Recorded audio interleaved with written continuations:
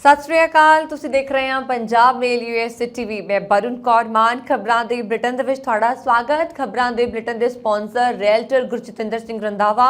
इन्हां तो हर तरीके की प्रॉपर्टी खरीदी वेची जा सकती है। इन्हां दे फोन नंबर तुसीं स्क्रीन ते देख सकते हो। ते हुण पेश ने पहलां चोण दीआं खबरां।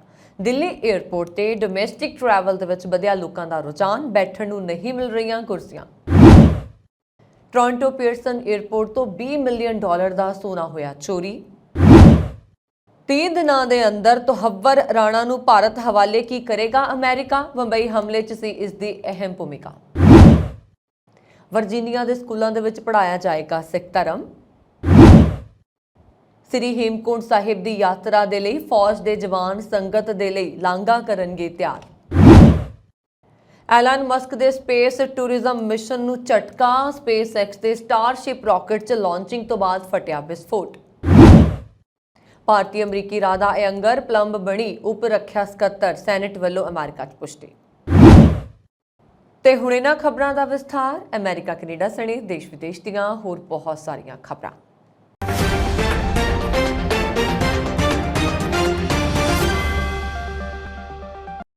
इन्हीं दिनी दिल्ली के इंदिरा गांधी इंटरनेशनल एयरपोर्ट से भारी भीड़ देखने को मिल रही है। इसलिए दिल्ली तो लोकल फ्लाइट से जा रहे हो तो एयरपोर्ट से एडवांस पहुंचो।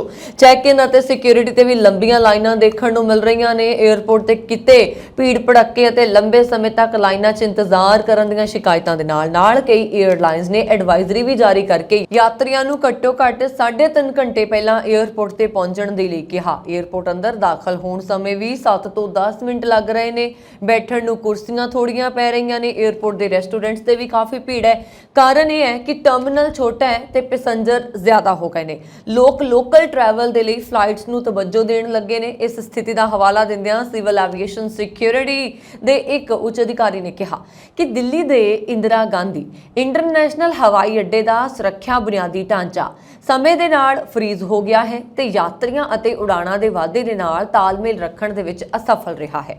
अधिकारियों ने अगे कहा कि हवाई अड्डे नूं उड़ाणों की गिणती ते नज़र रखनी चाहिए है, जो कि बुनियादी ढांचे के अनुसार होनी चाहिए है। रिपोर्टों के अनुसार एंट्री गेटां, चैकिंग डेस्कां ते लंबियां लाइनां लग गई ने, जिस कारण बहुत सारे यात्रियों ने अपनियां उड़ाणां दे मिस होने की शिकायत की है। संखेप दे विच IGI हवाई अड्डे का टर्मिनल 3 फिलहाल भीड़ नूं संभालण दे लई संघर्ष कर रहा, जिसलिए कुछ एयरलाइंस ने अपने यात्रियों को घरेलू उड़ाणों तो 3.5 घंटे पहला हवाई अड्डे ते पहुंचण की सलाह भी दी है।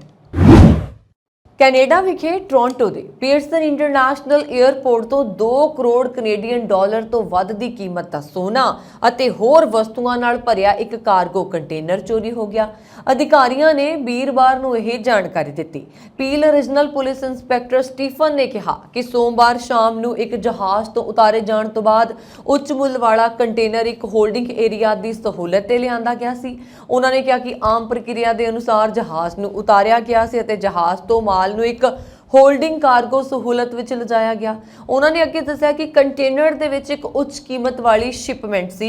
इस विच सोना सी अते नाल ही मुद्रा मुल दीआं होर वस्तुआं सी। कुछ देर बाद गुम होए समान की सूचना पुलिस नूं दित्ती गई।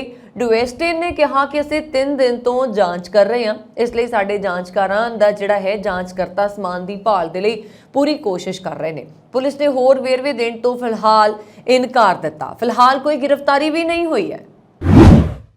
अमेरिका की एक अदालत ने 2008 के बंबई अतवादी हमले के मामले च लड़िंदे पाकिस्तानी मूल के कैनेडियन कारोबारी तहव्वर राणा की इस्तगासा धिर दे नाल मुलाकात संबंधी एक पटीशन नूं यह कहंदियां रद्द कर दिता कि उसने अगले 30 दिनों भारत हवाले किए जाने के फैसले ते आउण की उम्मीद भी है। लॉस एंजलस कैलीफोर्निया की जिला अदालत की जज जैकलीन ने इस मुद्दे ते जून 2021 च पिछली सुनवाई जिहड़ी कीती है वो कीती सी अते कागज़ां दा आखिरी सैट जुलाई 2021 दे विच अदालत नूं सौंपिया गया सी। इस अदालत ने राणा नूं भारत हवाले करन दी अमेरिकी सरकार दी बेनती ते अजे फैसला नहीं सुणाउंदा है और राणा ने पिछले महीने अपने वकील राही दायर पटीशन दे विच बेनती कीती सी कि अदालत इस्तगासा पक्ष अते बचाव पक्ष नूं इस मामले ते चर्चा करन दी ਆਗਿਆ ਦੇਵੇ ਅਤੇ ਦੋਸ਼ੀ ਮੰਨਣ ਤੇ ਸਜ਼ਾ ਨੂੰ ਘਟਾਉਣ ਦਾ ਵਿਵਸਥਾ ਕਰੇ। ਉਹਨਾਂ ਦੇ ਵਕੀਲ ਨੇ ਕਿਹਾ, ਇਸ ਮਾਮਲੇ ਤੇ ਆਖਰੀ ਅਦਾਲਤੀ ਬਹਿਸ 21 ਜੁਲਾਈ 2021 ਨੂੰ ਹੋਈ ਸੀ। ਸਮੇਂ ਦੇ ਬੀਤਣ ਅਤੇ ਰਾਣਾ ਦੇ ਲਗਾਤਾਰ ਸਲਾਖਾਂ ਪਿੱਛੇ ਰਹਿਣ ਦੇ ਮੱਦੇਨਜ਼ਰ ਇਸ ਅਦਾਲਤ ਅਤੇ ਵਕੀਲਾਂ ਨੂੰ ਇਸ ਮਾਮਲੇ ਦੀ ਮੌਜੂਦਾ ਸਥਿਤੀ ਬਾਰੇ ਵਿਚਾਰ ਕਰਨਾ ਉਚਿਤ ਜਾਪਦਾ ਹੈ। ਉਹਨਾਂ ਦੇ ਵਕੀਲ ਨੇ ਸੁਝਾਅ ਦਿੱਤਾ ਕਿ ਸਟੇਟਸ ਕਾਨਫਰੰਸ 25 ਅਪ੍ਰੈਲ ਨੂੰ ਕੀਤੀ ਜਾਏ, ਪਰ ਅਦਾਲਤ ਨੇ 17 ਅਪ੍ਰੈਲ ਦੇ ਆਪਣੇ ਆਦੇਸ਼ਾਂ ਚੋਂ ਇੱਕ ਵਿੱਚ ਅਰਜ਼ੀ ਨੂੰ ਖਾਰਿਜ ਕਰ ਦਿੱਤਾ। ਅਦਾਲਤ ਦੇ ਹੁਕਮ ਦੇ ਵਿੱਚ ਕਿਹਾ ਗਿਆ ਹੈ, ਪਟੀਸ਼ਨ 'ਚ ਕੀਤੀ ਗਈ ਬੇਨਤੀ ਦੀ ਆਗਿਆ ਹੈ ਕਿ ਅਦਾਲਤ ਨੂੰ ਮਾਮਲੇ ਦੀ ਤਾਜ਼ਾ ਸਥਿਤੀ ਬਾਰੇ ਧਿਰਾਂ ਨੂੰ ਸੂਚਿਤ ਕਰਨਾ ਚਾਹੀਦਾ। ਸੰਬੰਧਿਤ ਧਿਰਾਂ ਨੂੰ ਸਲਾਹ ਦਿੱਤੀ ਜਾਂਦੀ ਹੈ ਕਿ ਅਦਾਲਤ 30 ਦਿਨਾਂ ਦੇ ਅੰਦਰ ਇਸ ਮਾਮਲੇ ਤੇ ਫੈਸਲਾ ਸੁਣਾਏਗੀ। ਇਹ ਕਾਰਵਾਈ ਬੇਲੋੜੀ ਹੈ ਅਤੇ ਮਾਮਲੇ ਦੇ ਨਿਪਟਾਰੇ ਦੇ ਵਿੱਚ ਅਦਾਲਤ ਦੀ ਮਦਦ ਨਹੀਂ ਕਰੇਗੀ। ਹੁਕਮ ਦੇ ਵਿੱਚ ਕਿਹਾ ਗਿਆ ਹੈ ਕਿ ਹਾਲਾਂਕਿ ਨਵੇਂ ਵਿਕਾਸ ਦੇ ਮਾਮਲੇ ਦੇ ਵਿੱਚ ਸੰਬੰਧਿਤ ਧਿਰਾਂ ਇਸ ਨੂੰ ਅਦਾਲਤ ਦੇ ਧਿਆਨ 'ਚ ਲਿਆਉਣਗੀਆਂ। ਵਕੀਲਾਂ ਨੂੰ 7 ਦਿਨਾਂ ਦੇ ਅੰਦਰ ਇਸ ਸੰਬੰਧ ਵਿੱਚ ਸਾਂਝੀ ਸਥਿਤੀ ਰਿਪੋਰਟ ਦਾਇਰ ਕਰਨ ਦਾ ਨਿਰਦੇਸ਼ ਦਿੱਤਾ ਗਿਆ।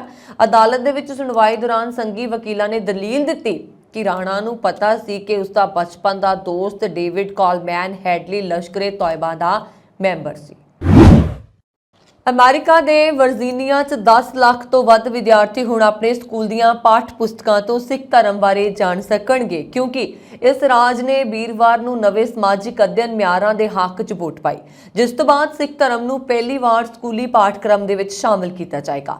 ਇਸ ਤੋਂ ਪਹਿਲਾਂ ਉਟਾਹ ਅਤੇ ਮਿਸੀਸਿਪੀ ਅਮਰੀਕਾ ਦੇ 15ਵੇਂ ਤੇ 16ਵੇਂ ਰਾਜ ਬਣ ਗਏ ਨੇ, ਜਿਨ੍ਹਾਂ ਨੇ ਆਪਣੇ ਸਮਾਜਿਕ ਅਧਿਐਨ ਪਾਠਕ੍ਰਮ ਦੇ ਵਿੱਚ ਸਿੱਖ ਧਰਮ, ਸਿੱਖ ਰਵਾਇਤਾਂ ਅਤੇ ਪਰੰਪਰਾਵਾਂ ਬਾਰੇ ਜਾਣਕਾਰੀ ਸ਼ਾਮਲ ਕੀਤੀ ਹੈ। US Virginia state board of education ਨੇ ਸਿੱਖਣ ਦੇ ਲਈ ਇਤਿਹਾਸ ਅਤੇ ਸਮਾਜਿਕ ਵਿਗਿਆਨ ਦੇ ਨਵੇਂ ਮਿਆਰ ਦੇ ਹੱਕ ਵਿੱਚ ਵੋਟ ਦਿੱਤੀ। ਸਿੱਖ ਸੁਸਾਇਟੀ ਨੇ ਕਿਹਾ ਕਿ ਇਸ ਉਪਰਾਲੇ ਤੋਂ ਬਾਅਦ 10 ਲੱਖ ਤੋਂ ਵੱਧ ਵਿਦਿਆਰਥੀਆਂ ਨੂੰ ਸਿੱਖ ਕੌਮ ਬਾਰੇ ਜਾਣਨ ਦਾ ਮੌਕਾ ਮਿਲੇਗਾ। ਵਰਜੀਨੀਆ ਹੁਣ ਅਮਰੀਕੀ ਰਾਜਾਂ ਦੀ ਵੱਧਦੀ ਸੂਚੀ ਵਿੱਚ 17ਵੇਂ ਸਥਾਨ ਤੇ ਹੈ, ਜਿਨ੍ਹਾਂ ਨੇ ਸਿੱਖ ਕੋਲੀਸ਼ਨ ਦੇ ਨਾਲ ਮਿਲ ਕੇ ਆਪਣੇ ਪਬਲਿਕ ਸਕੂਲ ਸਮਾਜਿਕ ਅਧਿਐਨ ਦੇ ਮਿਆਰਾਂ ਵਿੱਚ ਸਿੱਖਾਂ ਬਾਰੇ ਸਹੀ ਜਾਣਕਾਰੀ ਸ਼ਾਮਲ ਕਰਨ ਦੇ ਲਈ ਕੰਮ ਕੀਤਾ ਹੈ। ਸਥਾਨਕ ਸੰਗਤ ਦੇ ਨਾਲ 2 ਸਾਲਾਂ ਤੋਂ ਵੱਧ ਕੰਮ ਕਰਨ ਤੋਂ ਬਾਅਦ ਸਿੱਖ ਕੋਲੀਸ਼ਨ ਦੇ ਸੀਨੀਅਰ ਐਜੂਕੇਸ਼ਨ ਮੈਨੇਜਰ ਹਰਮਨ ਸਿੰਘ ਨੇ ਕਿਹਾ ਕਿ ਇਹ ਤਬਦੀਲੀ ਇਹ ਯਕੀਨੀ ਬਣਾਉਣ ਦੇ ਵਿੱਚ ਮਦਦ ਕਰੇਗੀ ਕਿ ਸਿੱਖੀ ਨੂੰ ਵਰਜੀਨੀਆ ਦੇ ਰਾਸ਼ਟਰਮੰਡਲ ਦੇ ਵਿੱਚ ਕਲਾਸਰੂਮਾਂ 'ਚ ਪੜ੍ਹਾਇਆ ਜਾ ਸਕੇ। 20 ਮਈ ਤੋਂ ਸ਼੍ਰੀ ਹੇਮਕੁੰਟ ਸਾਹਿਬ ਦੀ ਸ਼ੁਰੂ ਹੋ ਰਹੀ ਸਾਲਾਨਾ ਯਾਤਰਾ ਤੋਂ ਪਹਿਲਾਂ ਸੰਗਤ ਦੇ ਲਈ ਲਾਂਘਾ ਤਿਆਰ ਕਰਨਾ ਹਿੱਤ ਅੱਜ ਭਾਰਤੀ ਫੌਜ ਦੇ ਜਵਾਨਾਂ ਦੀ ਟੀਮ ਸ਼੍ਰੀ ਹੇਮਕੁੰਟ ਸਾਹਿਬ ਦੇ ਲਈ ਰਵਾਨਾ ਹੋਈ। ਇਸ ਤੋਂ ਪਹਿਲਾਂ ਭਾਰਤੀ ਸੈਨਾ ਦੇ ਜਵਾਨਾਂ ਨੇ ਗੁਰਦੁਆਰਾ ਸ਼੍ਰੀ ਗੋਬਿੰਦ ਘਾਟ ਵਿਖੇ ਦਰਸ਼ਨ ਕੀਤੇ ਤੇ ਅਰਦਾਸ ਕਰਨ ਉਪਰੰਤ ਅਗਲੇ ਪੜਾਅ ਦੇ ਲਈ ਰਵਾਨਾ ਹੋਏ। 418 ਇੰਡੀਪੈਂਡੈਂਟ ਇੰਜੀਨੀਅਰ ਕੋਰ ਦੇ ਕਰਨਲ ਸੁਨੀਲ ਯਾਦਵ ਅਤੇ ਹੌਲਦਾਰ ਮਲਕੀਤ ਸਿੰਘ ਦੀ ਅਗਵਾਈ ਹੇਠ 25 ਫੌਜੀ ਜਵਾਨਾਂ ਦੀ ਟੀਮ ਦੇ ਵੱਲੋਂ ਸ਼੍ਰੀ ਹੇਮਕੁੰਟ ਸਾਹਿਬ ਨੂੰ ਜਾਣ ਵਾਲੇ ਰਸਤੇ ਤੋਂ ਬਰਫ਼ ਹਟਾ ਕੇ ਸੰਗਤ ਦੇ ਲਈ ਲਾਂਘਾ ਤਿਆਰ ਕੀਤਾ ਜਾਏਗਾ। ਗੁਰਦੁਆਰਾ ਸ਼੍ਰੀ ਹੇਮਕੁੰਟ ਸਾਹਿਬ ਮੈਨੇਜਮੈਂਟ ਟਰਸਟ ਦੇ ਪ੍ਰਧਾਨ ਨਰਿੰਦਰ ਸਿੰਘ ਬਿੰਦਰਾ ਅਤੇ ਮੈਨੇਜਰ ਸੇਵਾ ਸਿੰਘ ਨੇ ਫੌਜ ਦਾ ਧੰਨਵਾਦ ਕਰਦਿਆਂ ਕਿਹਾ ਕਿ ਭਾਰਤੀ ਫੌਜ ਉੱਤਰਾਖੰਡ ਸਰਕਾਰ ਅਤੇ ਪ੍ਰਸ਼ਾਸਨ ਦੇ ਸਹਿਯੋਗ ਦੇ ਨਾਲ ਹਰ ਸਾਲ ਯਾਤਰਾ ਹੁੰਦੀ ਹੈ, ਜਿਸ ਵਿੱਚ ਦੇਸ਼ ਵਿਦੇਸ਼ ਤੋਂ ਹਜ਼ਾਰਾਂ ਦੀ ਗਿਣਤੀ 'ਚ ਆਉਣ ਵਾਲੇ ਸ਼ਰਧਾਲੂ ਸ਼੍ਰੀ ਹੇਮਕੁੰਟ ਸਾਹਿਬ ਵਿਖੇ ਦਰਸ਼ਨ ਕਰਦੇ ਨੇ। ਅਮਰੀਕੀ ਕਾਰੋਬਾਰੀ ਐਲਨ ਮਸਕ ਦੀ ਕੰਪਨੀ SpaceX ਵੱਲੋਂ ਤਿਆਰ ਕੀਤਾ ਗਿਆ ਦੁਨੀਆ ਦਾ ਸਭ ਤੋਂ ਸ਼ਕਤੀਸ਼ਾਲੀ ਰਾਕੇਟ ਬੁੱਧਵਾਰ ਨੂੰ ਲਾਂਚ ਕੀਤਾ ਗਿਆ, ਪਰ ਲਾਂਚਿੰਗ ਦੇ ਕੁਝ ਹੀ ਸਕਿੰਟਾਂ ਦੇ ਬਾਅਦ ਇਸ ਵਿੱਚ ਵਿਸਫੋਟ ਹੋ ਗਿਆ, ਜਿਸ ਨਾਲ ਉਹ ਕਈ ਟੁਕੜਿਆਂ ਦੇ ਵਿੱਚ ਚਕਨਾਚੂਰ ਹੋ ਕੇ ਖਿੱਲਰ ਗਿਆ। ਹਾਲਾਂਕਿ ਐਲਨ ਮਸਕ ਨੇ ਇਸ ਦੇ ਉਡਾਣ ਭਰਨ ਨੂੰ ਹੀ ਇੱਕ ਕਾਮਯਾਬੀ ਦੱਸਿਆ। ਦੱਸ ਦਈਏ ਕਿ ਸਟਾਰਸ਼ਿਪ ਦਾ ਇਹ ਪਹਿਲਾ ਆਰਬਿਟਲ ਟੈਸਟ ਸੀ। ਇਸ ਰਾਕੇਟ ਨੂੰ ਟੈਕਸਾਸ ਦੇ ਬੋਕਾ ਚਿਕਾ ਤੋਂ ਸ਼ਾਮ ਕਰੀਬ 7 ਵਜੇ ਲਾਂਚ ਕੀਤਾ ਗਿਆ। ਇਹ ਮੈਕਸੀਕੋ ਦੀ ਖਾੜੀ ਤੋਂ ਕਰੀਬ 34 ਕਿਲੋਮੀਟਰ ਦੀ ਉਚਾਈ ਤੱਕ ਉੱਡਿਆ ਸੀ, ਪਰ ਇਸ ਦੌਰਾਨ ਭਿਆਨਕ ਧਮਾਕਾ ਹੋ ਗਿਆ। ਇਹ ਸਟਾਰਸ਼ਿਪ ਰਾਕੇਟ ਪੂਰੀ ਤਰ੍ਹਾਂ ਸਟੇਨਲੈਸ ਸਟੀਲ ਦਾ ਬਣਿਆ ਹੋਇਆ ਹੈ। SpaceX ਦੇ ਅਨੁਸਾਰ ਸਟਾਰਸ਼ਿਪ ਨੇ ਪੜਾਅ ਦੇ ਵੱਖ ਹੋਣ ਤੋਂ ਪਹਿਲਾਂ ਤੇਜ਼ੀ ਨਾਲ ਅਨਸ਼ਡਿਊਲ ਅਸੈਂਬਲ ਕੀਤਾ ਸੀ ਔਰ ਭਾਵੇਂ ਇਹ ਰਾਕੇਟ ਸਫਲ ਨਹੀਂ ਹੋ ਸਕਿਆ, ਪਰ ਇਸ ਤੋਂ ਬਹੁਤ ਕੁਝ ਸਿੱਖਣ ਨੂੰ ਮਿਲਿਆ ਹੈ। ਇਹ ਅਨੁਭਵ ਭਵਿੱਖ ਦੇ ਸਟਾਰਸ਼ਿਪ ਪ੍ਰੋਗਰਾਮਸ ਦੇ ਵਿੱਚ ਕੰਮ ਆਏਗਾ। ਮਸਕ ਨੇ ਟਵੀਟ ਦੇ ਵਿੱਚ ਲਿਖਿਆ ਕਿ ਸਟਾਰਸ਼ਿਪ ਦੇ ਰੋਮਾਂਚਕ ਟੈਸਟ ਲਾਂਚ ਦੇ ਲਈ SpaceX ਟੀਮ ਨੂੰ ਵਧਾਈ। ਅਸੀਂ ਅਗਲੇ ਕੁਝ ਮਹੀਨਿਆਂ 'ਚ ਇਸੇ ਤਰ੍ਹਾਂ ਦੇ ਟੈਸਟ ਲਾਂਚ ਲਈ ਬਹੁਤ ਕੁਝ ਸਿੱਖਿਆ ਹੈ।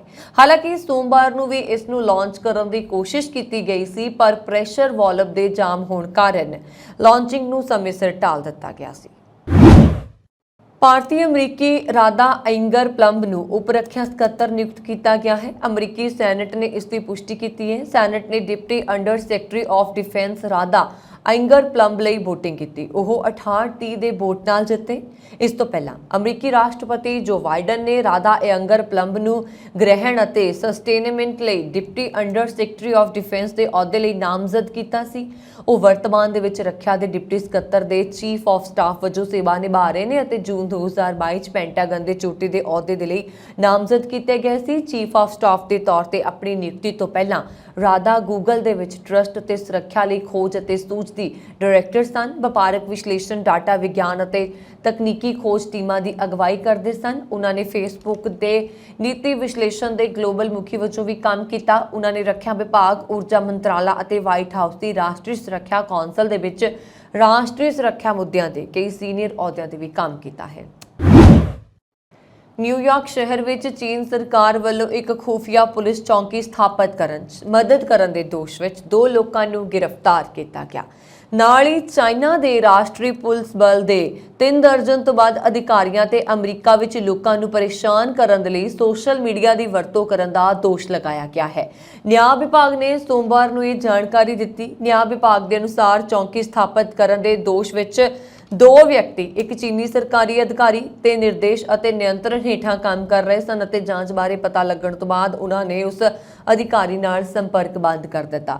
ਇਹ ਮਾਮਲਾ ਚੀਨੀ ਜਨਤਕ ਸੁਰੱਖਿਆ ਮੰਤਰਾਲਾ ਦੀ ਇੱਕ ਸਥਾਨਕ ਸ਼ਾਖਾ ਨਾਲ ਸੰਬੰਧਿਤ ਹੈ ਜੋ FBI ਦੀ ਜਾਂਚ ਦੇ ਦਰਮਿਆਨ ਮੈਨਹਟਨ ਦੇ ਚਾਈਨਾ ਟਾਊਨ 'ਚ ਇੱਕ ਦਫ਼ਤਰ ਦੀ ਇਮਾਰਤ ਦੇ ਅੰਦਰ ਕੰਮ ਕਰਦੀ ਸੀ।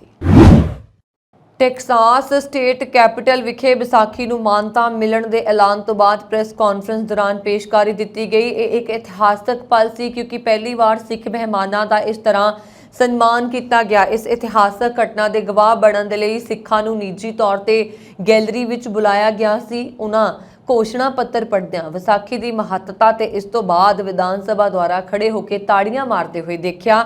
ਅਜਿਹੀਆਂ ਘਟਨਾਵਾਂ ਇੱਕ ਸਕਾਰਾਤਮਕ ਮਾਹੌਲ ਬਣਾਉਂਦੀਆਂ ਨੇ ਤੇ ਸਾਡੇ ਬੱਚਿਆਂ ਲਈ ਇੱਕ ਮਜ਼ਬੂਤ ਅਤੇ ਜੀਵੰਤ ਭਵਿੱਖ ਲਈ ਰਾਹ ਪੱਧਰਾ ਕਰਦੀਆਂ ਨੇ।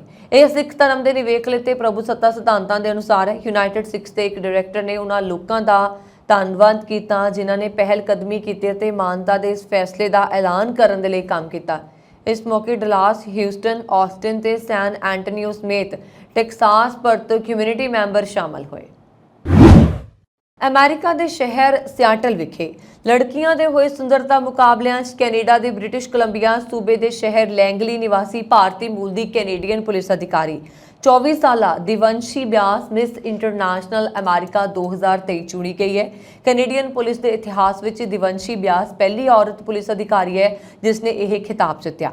ਇਹਨਾਂ ਸੁੰਦਰਤਾ ਮੁਕਾਬਲਿਆਂ 'ਚ ਕੈਨੇਡਾ, ਅਮਰੀਕਾ ਤੋਂ 65 ਪ੍ਰਤੀਯੋਗੀ ਲੜਕੀਆਂ ਨੇ ਹਿੱਸਾ ਲਿਆ ਸੀ ਤੇ ਸੰਨ 1997 ਵਿੱਚ ਵਿਸ਼ਵ ਸੁੰਦਰੀ ਬਣਨ ਵਾਲੀ ਡਿਆਨਾ ਹੇਡਨ ਨੇ ਦਿਵੰਸ਼ੀ ਬਿਆਸ ਨੂੰ ਜੇਤੂ ਮੁਕਟ ਪਹਿਨਾਇਆ। ਦਿਵੰਸ਼ੀ ਨੇ ਲੈਂਗਲੀ ਫਲਾਈਂਗ ਸਕੂਲ ਤੋਂ ਪਾਇਲਟ ਦਾ ਲਾਇਸੈਂਸ ਅਤੇ Justice Institute of British Columbia ਤੋਂ ਲਾਅ ਇਨਫੋਰਸਮੈਂਟ ਦੀ ਡਿਗਰੀ ਕੀਤੀ ਹੈ।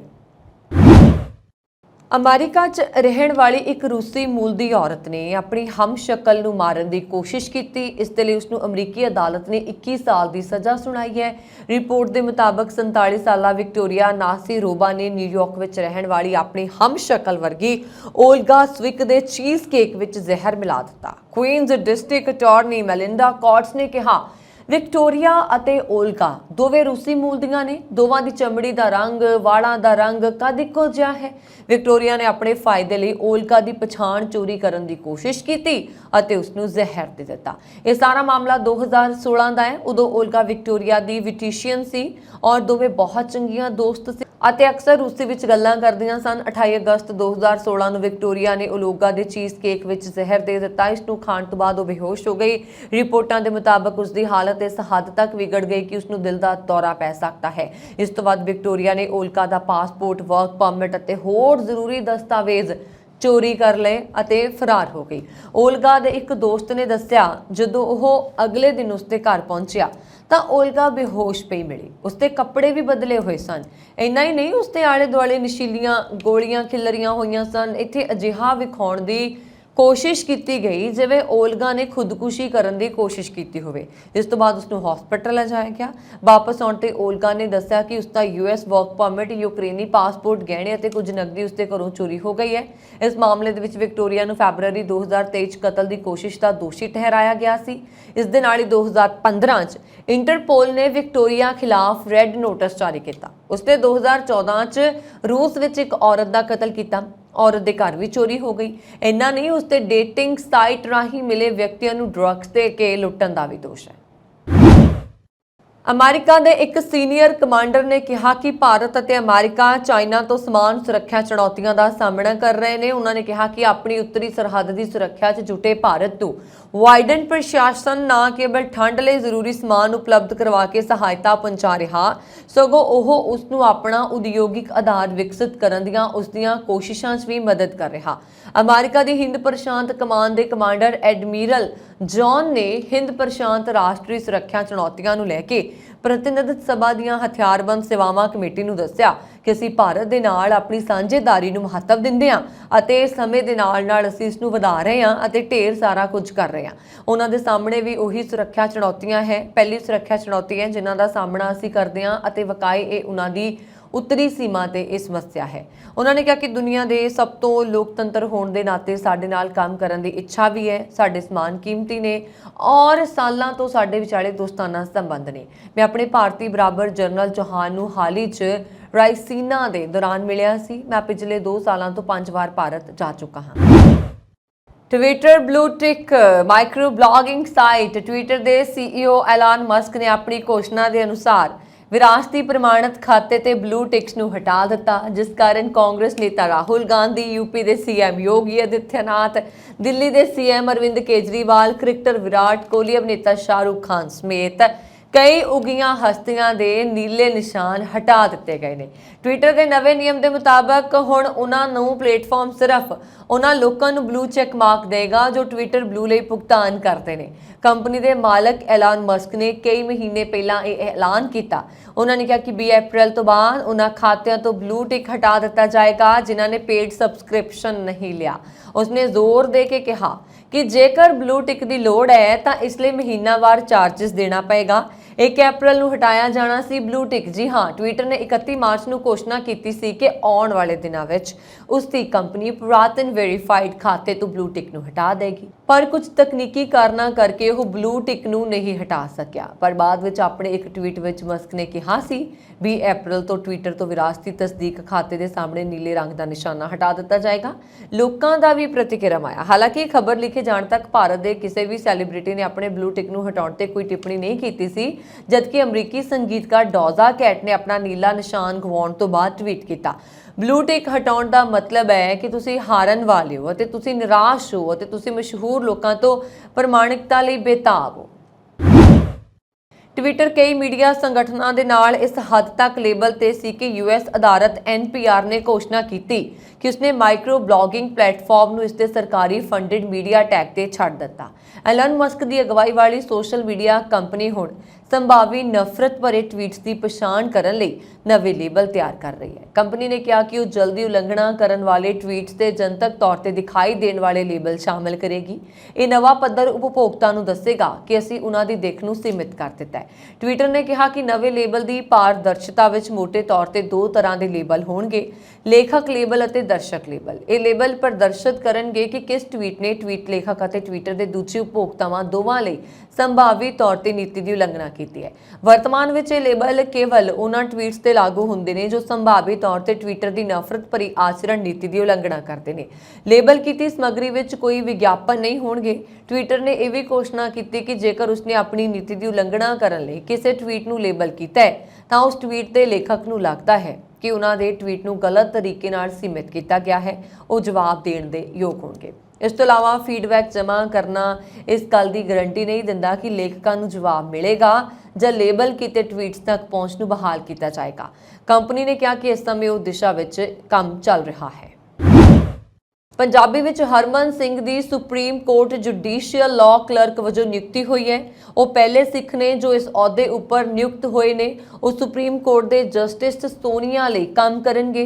ਹਰਮਨ ਸਿੰਘ ਨੇ undergraduate degree Columbia University ਤੋਂ ਕੀਤੀ, ਜਿੱਥੇ ਉਹਨਾਂ ਨੇ ਗਣਿਤ ਤੇ ਅਰਥ ਸ਼ਾਸਤਰ ਦੀ ਪੜ੍ਹਾਈ ਕੀਤੀ। ਲਾਅ ਸਕੂਲਾਂ ਤੋਂ ਪਹਿਲਾਂ ਉਹਨਾਂ ਨੇ Sikh American legal defence and education fund ਵਿੱਚ ਮਨੁੱਖੀ ਹੱਕਾਂ ਸੰਬੰਧੀ ਕੰਮ ਕੀਤਾ। ਉਪਰੰਤ ਉਹ ਲਾਅ ਸਕੂਲ ਵਿੱਚ ਦਾਖਲ ਹੋਏ, ਜਿੱਥੇ ਉਹਨਾਂ ਨੇ ਸਿਵਲ ਰਾਈਟਸ ਲਿਟੀਗੇਸ਼ਨ ਦੀ ਪੜ੍ਹਾਈ ਕੀਤੀ।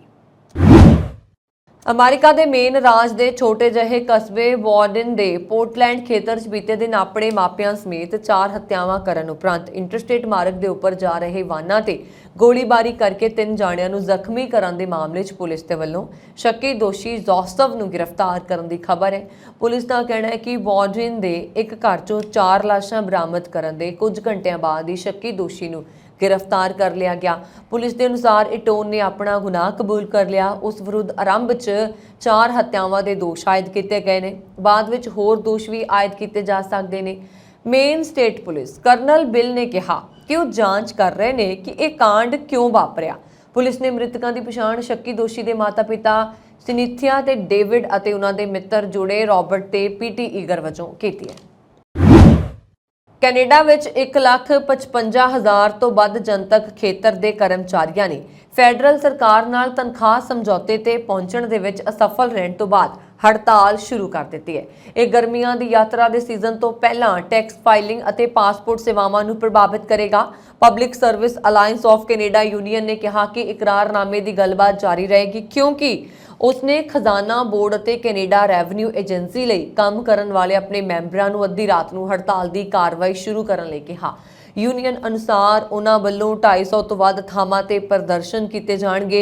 यह हड़ताल टैक्स रिटर्नां दा बकाया ना मिलन अते तनखाहां 'च वाधा ना करन दे रोस वजों की जा रही है। ਵਿੱਤੀ बोर्ड ने कहा कि उसने तीजी धिर दे लोक वित्त कमीशन की सिफारिश ते यूनियन नूं 3 सालां 'च 9% वाधे की पेशकश की है, पर यूनियन अगले 3 सालां 'च 4.5% का सालाना वाधा मंग रही है।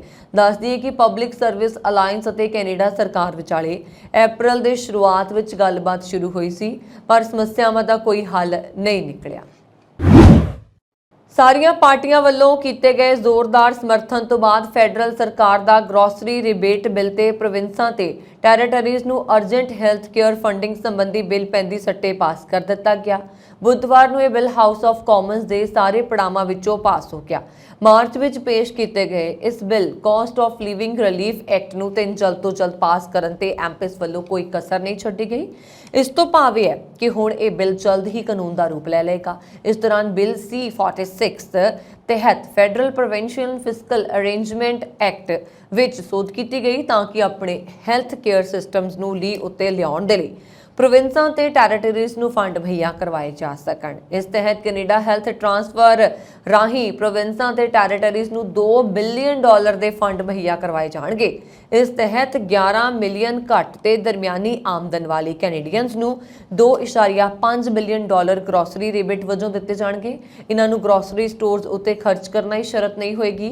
इस नूं GST रिबेट वजों ही लिया जा रहा है। ये GST टैक्स क्रेडिट सिस्टम राही मुहैया करवाए जाणगे। एक बार ये बिल पास हो जाने तो बाद योग जोड़े जिन्हां दे 2 बच्चे ने उन्हां नूं $467 तक हासिल होणगे, जबकि योग सीनियर्स नूं $225 हासिल होणगे ते योग सिंगल व्यक्तियां नूं $234 हासिल होणगे। बिल नूं तेजी नाल पास करन उत्ते प्रतिक्रिया दिंदियां डिप्टी प्रधान मंत्री ते वित्त मंत्री क्रिस्टिया ने इस नूं बहुत ही वधिया खबर दस्सिया। उन्होंने आख्या कि हुण बिल C46 सैनेट कोल जाएगा ते उम्मीद है कि उत्थे भी इस नूं तेजी नाल पास कर दिता जाएगा। एक नवी रिपोर्ट के अनुसार सैकड़े कनेडियंस रहनी सहनी दीआं महंगियां कीमतां करके सरकारी मदद तो वांझे रह सकते हैं, क्योंकि पिछले साल पेश किए गए हाउसिंग ते डेंटल बेनिफिट्स भी कुछ लोगों को मिल गए ते कुछ नूं नहीं मिले। कैनेडियन सेंटर फॉर पॉलिसी आल्टरनेटिव्स के सीनियर इकनॉमिस्ट डेविड वल्लों किए गए विश्लेषण तो बाद यह पता लगाउण दी कोशिश की गई कि सरकार वालों इन्हां संबंधी मापदंडां उत्ते असल दे विच कितनी रकम खर्च की गई है। उन्होंने पिछले साल के अंत विच फैडरल सरकार वालों जारी किए गए बयान दे विच अंदाजन रकम का जिहड़ा जिक्र किया गया सी ਤੇ ਮਾਰਚ ਦੇ ਅੰਤ ਵਿੱਚ ਵੈਬਸਾਈਟ ਉੱਤੇ ਜਿਹੜੇ ਅੰਕੜੇ ਮੁਹੱਈਆ ਕਰਵਾਏ ਗਏ ਸੀ ਉਹਨਾਂ ਦਾ ਤੁਲਨਾਤਮਕ ਅਧਿਐਨ ਕੀਤਾ। ਮੈਕਡੋਨਲਡ ਨੇ ਪਾਇਆ ਕਿ ਯੋਗ ਦਾਅਵੇਦਾਰਾਂ ਦੇ ਵਿੱਚੋਂ ਕੇਵਲ 44% ਹੀ ਕੈਨੇਡਾ ਹਾਊਸਿੰਗ ਬੈਨੀਫਿਟ ਹਾਸਲ ਹੋਏ, ਜਦਕਿ ਅੱਧੇ ਤੋਂ ਕੁਝ ਜ਼ਿਆਦਾ ਨੂੰ ਕੈਨੇਡਾ ਡੈਂਟਲ ਬੈਨੀਫਿਟ ਹਾਸਲ ਹੋਏ। ਇੱਕ ਇੰਟਰਵਿਊ ਦੇ ਵਿੱਚ ਮੈਕਡੋਨਲਡ ਨੇ ਆਖਿਆ ਕਿ ਇਹ ਦਰਾਂ ਬਹੁਤ ਘੱਟ ਨੇ। ਹਾਊਸਿੰਗ ਬੈਨੀਫਿਟਸ ਵਿੱਚ ਘੱਟ ਆਮਦਨ ਵਾਲੇ ਕਿਰਾਏਦਾਰਾਂ ਨੂੰ $500 ਹਾਊਸਿੰਗ ਬੈਨੀਫਿਟ ਦੇਣ ਦੀ ਪੇਸ਼ਕਸ਼ ਕੀਤੀ ਗਈ ਸੀ। ਇਸ ਸੰਬੰਧੀ ਅਰਜ਼ੀਆਂ 31 ਮਾਰਚ ਤੱਕ ਬੰਦ ਹੋ ਗਈਆਂ। ਫੈਡਰਲ ਡੈਂਟਲ ਬੈਨੀਫਿਟ ਤਹਿਤ 12 ਸਾਲ ਤੋਂ ਘੱਟ ਉਮਰ ਦੇ ਬੱਚਿਆਂ ਨੂੰ $650 ਪ੍ਰਤੀ ਬੱਚਾ ਦੇਣ ਦਾ ਵਾਅਦਾ ਕੀਤਾ ਗਿਆ ਸੀ, ਪਰ ਇਸ ਦਾ ਲਾਹਾ ਵੀ ਅੱਧੇ ਲੋਕਾਂ ਨੂੰ ਹੀ ਮਿਲਿਆ। ਲਿਬਰਲਾਂ ਦੇ NDP ਨਾਲ ਹੋਏ ਅਹਿਮ ਸਮਝੌਤੇ ਤਹਿਤ ਨੈਸ਼ਨਲ ਡੈਂਟਲ ਕੇਅਰ ਪ੍ਰੋਗਰਾਮ ਸ਼ੁਰੂ ਕਰਨ ਦੇ ਲਈ ਚੁੱਕਿਆ ਜਾਣ ਵਾਲਾ ਇਹ ਪਹਿਲਾ ਕਦਮ ਸੀ। ਲੋਕਾਂ ਤੱਕ ਜਲਦ ਤੋਂ ਜਲਦ ਪੈਸੇ ਪਹੁੰਚਾਉਣ ਦੇ ਲਈ ਫੈਡਰਲ ਸਰਕਾਰ ਵੱਲੋਂ CRA ਦੀ ਸਿੱਧੀ ਮਦਦ ਲਈ ਜਾਂਦੀ ਹੈ, ਪਰ ਮੈਕਡੋਨਲਡ ਨੇ ਆਖਿਆ ਕਿ ਉਹਨਾਂ ਦੇ ਵਿਸ਼ਲੇਸ਼ਣ ਅਨੁਸਾਰ ਇੱਥੇ ਤਬਦੀਲੀਆਂ ਕੀਤੇ ਜਾਣ ਦੀ ਲੋੜ ਹੈ। ਉਹਨਾਂ ਨੇ ਆਖਿਆ ਕਿ ਫੈਡਰਲ ਸਰਕਾਰ ਨੂੰ ਅਪਲਾਈ ਕਰਨ ਦਾ ਢੰਗ ਸੁਖਾਲਾ ਬਣਾਉਣਾ ਚਾਹੀਦਾ ਹੈ ਜਾਂ ਇਸੇ ਤਰ੍ਹਾਂ ਦੇ ਪ੍ਰੋਗਰਾਮਸ ਬਾਰੇ ਕੈਨੇਡੀਅਨਸ ਨੂੰ ਬਿਹਤਰ ਢੰਗ ਦੇ ਨਾਲ ਜਾਣੂ ਕਰਵਾਇਆ ਜਾਣਾ ਚਾਹੀਦਾ ਹੈ। ਲੋਕਾਂ ਵੱਲੋਂ ਇਹਨਾਂ ਪ੍ਰੋਗਰਾਮਸ ਦਾ ਘੱਟ ਫਾਇਦਾ ਉਠਾਏ ਜਾਣ ਬਾਰੇ ਮਾਹਿਰਾਂ ਦਾ ਕਹਿਣਾ ਹੈ ਕਿ ਫੈਡਰਲ ਸਰਕਾਰ ਨੇ ਇਹਨਾਂ ਪ੍ਰੋਗਰਾਮਸ ਦੇ ਉੱਤੇ ਰਕਮ ਨਾਲੋਂ ਘੱਟ ਖਰਚ ਕੀਤੀ ਗਈ ਹੈ, ਉਸ ਰਕਮ ਨਾਲੋਂ ਘੱਟ ਖਰਚ ਕੀਤੀ ਗਈ ਹੈ ਜਿਹੜੀ ਅਜਿਹੇ ਮਾਪਦੰਡਾਂ ਦੇ ਲਈ ਅਸਲ ਦੇ ਵਿੱਚ ਰਾਖਵੀਂ ਰੱਖੀ ਗਈ ਸੀ। ਟੋਰਾਂਟੋ ਦੇ ਪੂਰਬੀ ਹਿੱਸੇ ਵਿੱਚ ਵਾਕਿੰਗ ਟ੍ਰੇਲਰਸ ਉੱਤੇ ਪਿਛਲੀਆਂ ਗਰਮੀਆਂ 'ਚ ਕਈ ਮਹਿਲਾਵਾਂ ਉੱਤੇ ਜਿਨਸੀ ਹਮਲੇ ਕਰਨ ਦੇ ਮਾਮਲਿਆਂ ਨਾਲ ਸੰਬੰਧਿਤ ਇੱਕ 12 ਸਾਲਾ ਲੜਕੇ ਨੂੰ ਹਿਰਾਸਤ ਵਿੱਚ ਲਿਆ ਗਿਆ ਹੈ। ਪਹਿਲੀ ਘਟਨਾ 7 ਜੁਲਾਈ 2022 ਨੂੰ ਉਸ ਸਮੇਂ ਵਾਪਰੀ ਜਦੋਂ ਇੱਕ ਮਹਿਲਾ ਸਕਾਰਬਰੋ ਵਿੱਚ ਵਰਟਸਮਾਊਂਟ ਰੋਡ ਉੱਤੇ ਗੈਟਨਿਊ ਹਾਈਡਰ ਕੋਰੀਡੋਰ ਟ੍ਰੇਲ ਉੱਤੇ ਰਨਿੰਗ ਕਰ ਰਹੀ ਸੀ। ਇਹ ਦੋਸ਼ ਲਗਾਇਆ ਗਿਆ ਸੀ ਇਸ ਲੜਕੀ ਨੇ ਆਪਣੀ ਬਾਈਕ ਨਾਲ ਮਹਿਲਾ ਦਾ ਰਾਹ ਰੋਕਿਆ ਤੇ ਫਿਰ ਉਸ ਉੱਤੇ ਜਿਨਸੀ ਹਮਲਾ ਕਰ ਦਿੱਤਾ। ਇਸ ਘਟਨਾ ਤੋਂ ਇੱਕ ਦਿਨ ਬਾਅਦ ਇੱਕ ਹੋਰ ਮਹਿਲਾ ਇਸੇ ਇਲਾਕੇ ਵਿੱਚ ਸਾਈਕਲ ਚਲਾ ਰਹੀ ਸੀ ਜਦੋਂ ਇੱਕ ਲੜਕੇ ਨੇ ਉਸ ਨੂੰ ਕੋਈ ਟ੍ਰਿਕ ਦਿਖਾਉਣ ਦੇ ਬਹਾਨੇ ਰੋਕ ਲਿਆ ਤੇ ਫਿਰ ਉਸ ਉੱਤੇ ਜਿਨਸੀ ਹਮਲਾ ਕਰ ਦਿੱਤਾ। 22 ਜੁਲਾਈ ਨੂੰ 54 ਸਾਲਾ ਮਹਿਲਾ ਈਸਟ ਡੋਨੀ ਵੈਲੀ ਟ੍ਰੇਲ ਦੇ ਨਾਲ ਸੈਰ ਕਰ ਰਹੀ ਸੀ ਤੇ ਉਹ ਲੜਕਾ ਉਸ ਔਰਤ ਦੇ ਕੋਲ ਪਹੁੰਚਿਆ, ਪਾਣੀ ਮੰਗਿਆ, ਫਿਰ ਉਸ ਮਹਿਲਾ ਉੱਤੇ ਜਿਨਸੀ ਹਮਲਾ ਕਰਨ ਤੋਂ ਬਾਅਦ ਉਹ ਆਪਣੀ ਬਾਈਕ ਉੱਤੇ ਇਲਾਕੇ ਤੋਂ ਫਰਾਰ ਹੋ ਗਿਆ। ਅਗਲੇ ਦਿਨ ਇੱਕ 52 ਸਾਲਾ ਮਹਿਲਾ ਈਸਟ ਵੱਲ ਜਿਹੜੀ ਹੈ ਟ੍ਰੇਲ ਦੇ ਨਾਲ ਸੈਰ ਕਰ ਰਹੀ ਸੀ ਜਦੋਂ ਬਾਈਕ ਉੱਤੇ ਆ ਕੇ ਇੱਕ ਲੜਕੇ ਨੇ ਉਸਤੇ ਪਿੱਛੇ ਉਸ ਉੱਤੇ ਜਿਨਸੀ ਹਮਲਾ ਕਰ ਦਿੱਤਾ। ਪੁਲਿਸ ਨੂੰ 7 ਸਤੰਬਰ ਨੂੰ ਇਸ ਤਰ੍ਹਾਂ ਦੀਆਂ 2 ਹੋਰ ਘਟਨਾਵਾਂ ਵਾਪਰਨ ਦੀ ਜਾਣਕਾਰੀ ਵੀ ਮਿਲੀ ਸੀ।